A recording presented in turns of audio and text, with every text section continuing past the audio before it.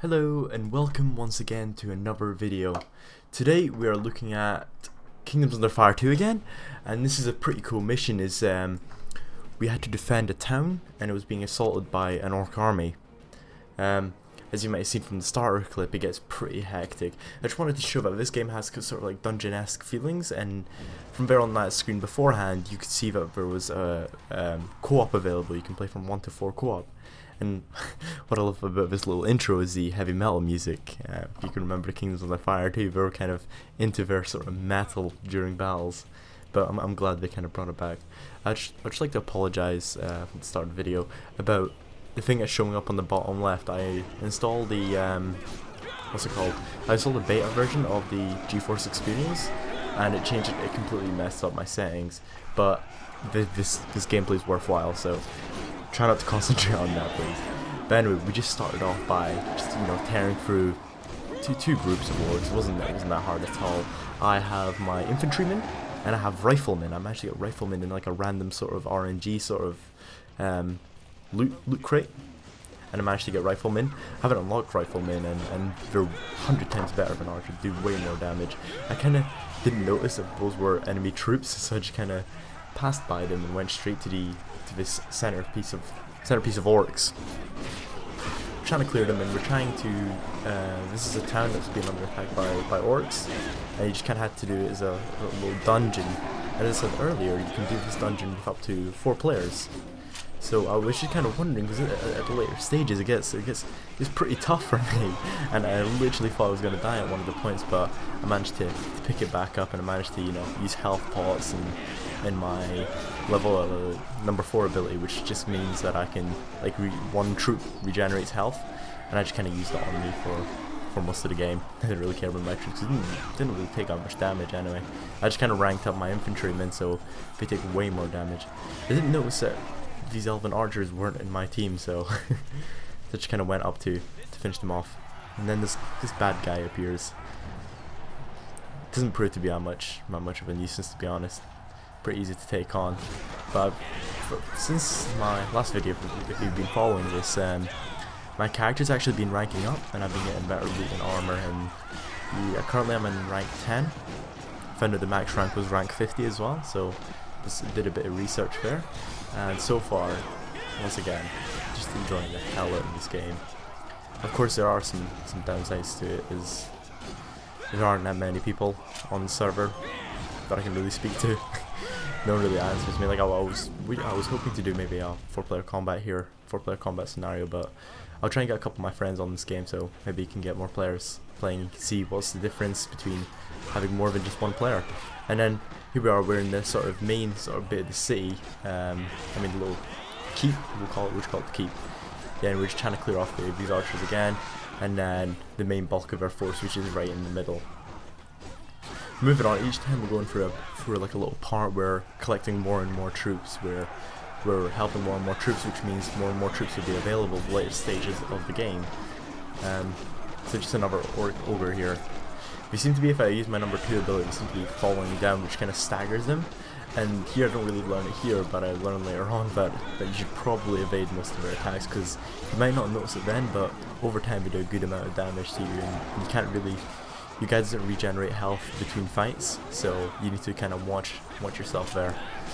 But I think this guy was just given to me as a replacement for not having actual friends in with me. I tried to set up like a little party to see who would join, but no one really joined. So there you go. See, so this is the point where they try and bring in reinforcements from the left side, and that doesn't go too well for them, because you just get completely annihilated. At one point it gets really kind of epic here. But yeah, this is just brewing all over nostalgia. Kingdoms Under Fire. It's so far it's really good. It's really good. I picked up Fallout 4, and I've been playing Fallout 4 quite a bit, but I don't know. This means way more to me than Fallout 4 at the moment, to be honest. It's just I wish I kind of got to see more of the MMO aspect. I wanted to show you guys the MMO aspect, which wasn't really much to show. There weren't really that many people on the server I can really interact with to show the MMO aspect. They just break the wall on the right side, and then of course we have some mortar troops. The mortar troops are absolutely awesome. They look so cool, and they just rain down hell. In a little bit, I think I'll go up to the tactical view here just to see, you know, all my ranged units kind of raining down fire on the enemy troops. But the mortars just cause devastation. What's good about them is staggers the enemy as well using the mortars. So they may not do as much damage, but they do AoE damage, plus they also stagger the enemy. They're just good for shooting at massive clumps of enemies. Always try and concentrate the ogres first, because they might do the most damage to your troops, and you don't really want your troops dying, because you'd have to replenish them. It takes quite a while. So you just need to make sure that try and take the brunt of the force, but not too much of it, because you might end up dying. And I don't know what the penalty for death is in this game. I haven't died as of yet, and just as I say that, I'll probably go on the game and just die instantly. But the penalty of death, I don't know what it is. I'll probably look it up after this video, maybe put it in the description. But yeah, now we've cleared off the just a couple of stragglers left, but we've mainly killed off the left side, and we're going to move on to the right side.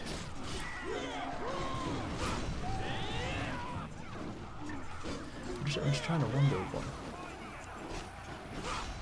because I could have used the units instead of, at this point, concentrating on the left hand side when I managed to clear most of them, is concentrate on the right hand side, because you can give orders to all your troops. But I'm just looking at the bottom of the screen, and it's showing me that I only have control of my muskets and infantry, the actual troops I brought into battle. The combos in this game are absolutely brilliant. You can really feel the weight behind every single attack, and you can just kind of see the enemy getting chunked down. And this is such a cool part. I just start tearing through the orcs. But as you can see there, like, my health is slowly going down. You wouldn't really notice it until you actually pay attention to it, but these ogres do a lot of damage over time. And it really annoys me I'm not evading at this point. I should be evading. I should be trying to, you know, get away from these guys' attacks. Okay, but there's not that many of them left. There's just a couple more. There we go. And just the ogre man. Okay, this is weird. So when you hit an enemy that's outside the sort of, I think it's a contact zone or combat zone, you have to wait for him to actually go back into the combat zone before you can kill him, which is interesting to say the least. We're just gonna finish off this guy. At this point, I just wanted to leave the sort of mortars and my allies just to finish him off, which I thought was pretty cool. So we cleared out that guy, and then at this point we kind of have to reposition our mortars to take on the main army, practically the army that's actually coming through the gates. And this part is really cool. I really like this part. It just oozes nostalgia. So I didn't know what I was doing here at this point, but then I kind of skipped through it. But what I did was just move the mortars to that position. It took kind of a while, but after that, you know, they set themselves up and getting ready to shoot the scorpion, because the scorpion's used to break down the gate. So you need to try and kill the scorpion before he breaks down the gate. So you just set them up, and then it tells you, like, oh yeah, command your mortars to attack the scorpion.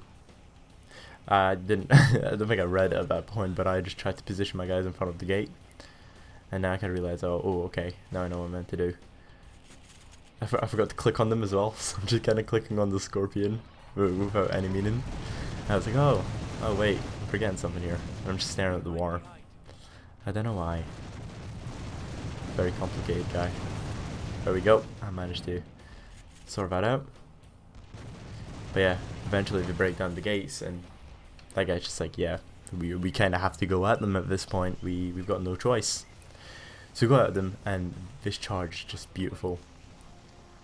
At this point, of course, the render rate isn't, you know, the render distance isn't the best, but they just all pop in, and it's so cool. And you got your mortars raining down fire on them, and it is just amazing. So this fight is where I kind of get in a bit of sticky situation. I think I'm an absolute badass and just try and tear through as many of them before my troops get there. and of course it kind of backfires. I mean, you see in a bit how it backfires. But the mortars are just shrekking through them, and I'm trying to do my best to clear out as many as possible before many casualties are taken. So if you just concentrate on my health, it's just kind of going lower and lower. And what I tried to do is I tried to do my number 4 ability, but I tried to heal myself. And by doing that, I accidentally healed one of the. I didn't accidentally heal one of the infantry units, but that's not what I wanted to do. And of course, this guy absolutely slams me, and I just learned to. Oh, wait, I've got an evade button if I use that. And they've got more reinforcements coming in from the back, and I'm just like, what the hell? What are we going to do? We're like outnumbered about 6 to 1. I used one of my health balls to try and save myself. This ogre tries to follow me. I'm like, you know what? Fuck you. Kill him. And then I'm still realizing that I'm like, yeah, I'm really low health. I should probably try and back out from here.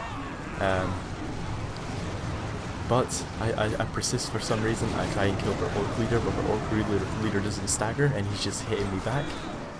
So I fall back, and I'm like, okay, I'll use my number 4 ability, heal myself, and then I get back into the fight. I can see that our troops are taking a big beating. We're really kind of getting hammered here. I just tried to figure out what to do. Should I concentrate on this guy, or should I try and go for their main sort of pack to clear off? I just wanted to give like an overview look here at showing you the mortar strikes. I thought I could control maybe the mortars to get them shoot the scorpion to concentrate targets, but that didn't work, and I didn't know how to bait the scorpion. I was wondering, because it said to you you should try and bait the scorpion, but I didn't know how exactly. So I'm just trying to. I've decided that I just want to clear out the sort of main body of the force. Here you can kind of see their numbers are going down. They're kind of even at this point, and I'm just trying to clear as many as possible to get more troops focused on the big guys. So the leader and the ogre. So there, I'm like, okay, I know how to evade now. I know how to dodge these guys' attacks. Just clearing them out. Just a couple left, and you can see that the tides of the battle have truly turned.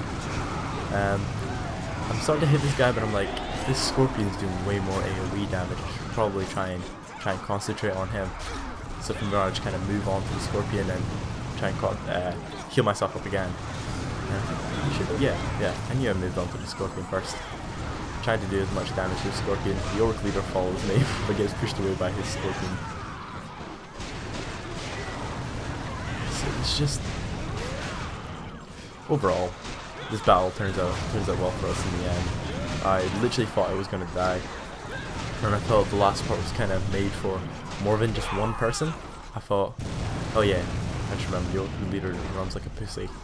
But anyway, it would make more sense if it was 4 players. It would probably have been easier. I would have had more troops on the battlefield, but I could not catch up with that guy, and he got the better of me. But all swords in the air, we have won the battle. So, thank you very much for watching, guys. I hope you liked the video. I hope if you enjoy my Kingdoms Under 2 coverage, please subscribe. I'll have more of it on the way. Thank you very much. Have a lovely day, and peace out. Bye.